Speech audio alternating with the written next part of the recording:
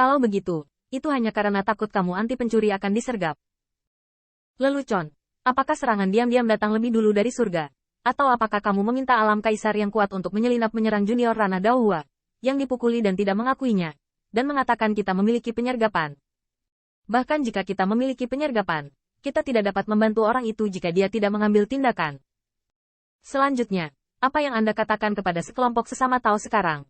Ah, klan Kaisar Ke saya memiliki sedikit kaisar yang kuat, tetapi semua kekuatan dari segala arah bersedia membantu Kaisar Yuantian. Itu juga kami. Lalu karena kita tidak memiliki banyak kaisar, apa yang harus kita lakukan untuk menyergap? Menurut Anda, keberadaan itu dikirim oleh Kaisar Yuantian, dan Kaisar Yuantian masih seorang kaisar, jadi untuk apa dia lari? Kamu, kata-kata yang kuat. Kata-kata yang kuat melawan akal? Rekan Taois, mari kita bicarakan tentang itu. Pembangkit tenaga listrik kerajaan kaisar yang menyerang rumah kita Tianxing tetapi dipukuli. Siapa yang membuat kata-kata yang kuat? Di Istana Dao, hanya raungan dari Wei Yuanxiang yang bergema. Tetapi seorang kaisar bertanya dengan serius. Jadi, ternyata Anda mengalahkannya. Itu adalah... Ke Tiangxuan membuat ekspresi sumpah di wajahnya.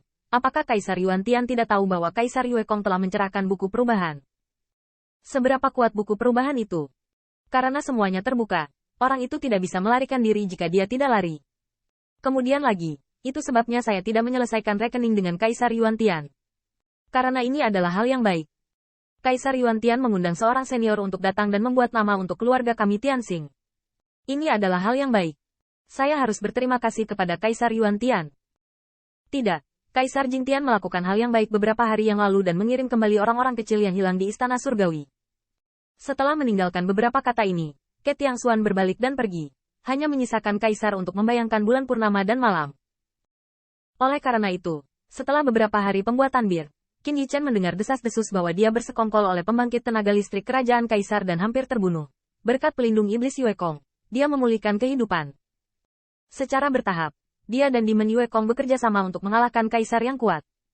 Bahkan pada akhirnya, itu berkembang menjadi banyak Kaisar yang diam-diam dirumorkan. Senior Kaisar Yuantian. Tampaknya dia tidak begitu baik. Kudengar jika bukan karena berlari cepat, dia hampir terbunuh di sana. Itu benar-benar mungkin. Lihatlah betapa teman kecil Feng terlihat terluka. Jika masalah ini tidak menyebar, aku tidak tahu bahwa itu adalah serangan diam-diam oleh seorang kaisar yang kuat. Feng Tianxing ini cukup kuat. Hei, ketika kita berada di alam Tao, kita juga masih muda dan sembrono. Kita semua ingin menyentuh alam kaisar yang kuat, tapi sekarang kita melihatnya, itu semua hanya lelucon. Tapi Feng Tianxing ini benar-benar baik-baik saja. Itu adalah serangan diam-diam, dan selamat, tanpa kekurangan tangan dan kaki. Rumor ini membuat Qin Yichen kaget. Saat itu dia, sudah dalam bahaya kan? Jika tidak ada Demon Yue Kong yang meledak ke telapak bulan yang cerah, konsekuensinya sangat sulit untuk dikatakan. Namun, setelah Qin Yichen bertanya tentang rumor ini, dia berkata bahwa dia akan mengatakan lebih banyak jika dia bisa, dan saya senang mendengarnya. Betul sekali.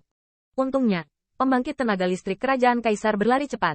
Jika tidak, dia harus dibunuh. Bahkan pada akhirnya, rumor tersebut berkembang menjadi, hei, ternyata klan Dike terbang jauh-jauh ke klan Senzi untuk mengadu Yuan Tiandi.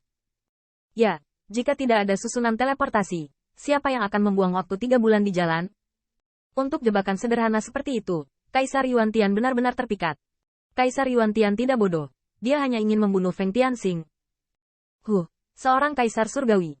Tetapi dia dan alam Daohua terus-menerus berjuang. Kuncinya diinjak beberapa kali, dan dia tidak bisa mati. Tidak hanya kau bisa melangkah, tapi Xiao Yufeng semakin gelisah. Dan apakah kamu memperhatikan bahwa permaisuri tidak mengenakan jubah Wan Feng Fuso kali ini? Kudengar ketika dia berada di tangguh, dia dilucuti dari pakaiannya. Jangan berani bicara omong kosong tentang ini. Jika ada hantu yang menyebar, berikan aku salinannya secepatnya. Tetapi bahkan jika klan Kaisar Ke mengadu domba Kaisar Yuantian sekali, pengadilan surgawi belum kehilangannya. Kamu bodoh. Kali ini Kaisar Yuantian diadu. Lain kali kamu melihat Feng Tian berjalan di luar. Bahkan jika tidak ada jebakan, kamu mungkin tidak berani menyerang dengan mudah. Ini masuk akal. Untuk sementara, diskusi tentang masalah ini dapat didengar di mana-mana di klan Senzi, dan arah rumor telah melebihi harapan Qin Yichen. Di antara mereka, jika tidak ada Ke Tiangxuan yang membantu nyala api, dia tidak mempercayainya. Tetapi tetap saja kalimat itu, Yuan Tiandi tidak bisa mengendalikan apa yang dia katakan, dan tentu saja tidak bisa mengendalikan mulut makhluk hidup di dunia. Para tamu dari semua sisi tidak pernah kekurangan untuk menyaksikan keseruannya, Pada akhirnya mereka bahkan menggambarkan Qin Yichen sebagai putra surga yang bangga yang berani melawan alam kaisar dengan Taoisme. Hal ini menyebabkan Qin Yichen membengkak sedikit, dan akhirnya menemukan Ke Tiangxuan, menunjukkan bahwa kakek kedua, Anda dapat bersantai sedikit. Tahukah Anda apa yang harus dibunuh? Ke Tiangxuan tertawa, menyaksikan rumor dan rumor suku dewa penenun hari ini.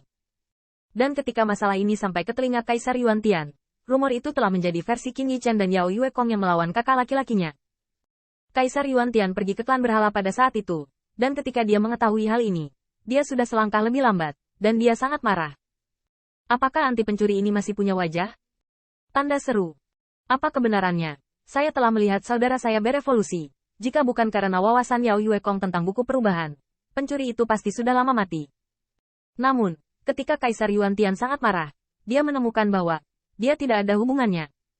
Jika Anda ingin menghentikan rumor tersebut, Anda harus menunjukkan bukti. Bagaimana cara mendapatkan buktinya? Undang saudaranya lagi, dan tantang pencuri itu di tempat. Tidak apa-apa, tapi tidak apa-apa. Tetapi ketika pembangkit tenaga listrik kerajaan Kaisar secara terbuka menyatakan bahwa dia ingin bertarung melawan alam Dahua, dia sudah kalah. Dalam kemarahan Yuan Tiandi, dia hanya bisa mengirim sekelompok pejabat surgawi untuk membantah rumor tersebut.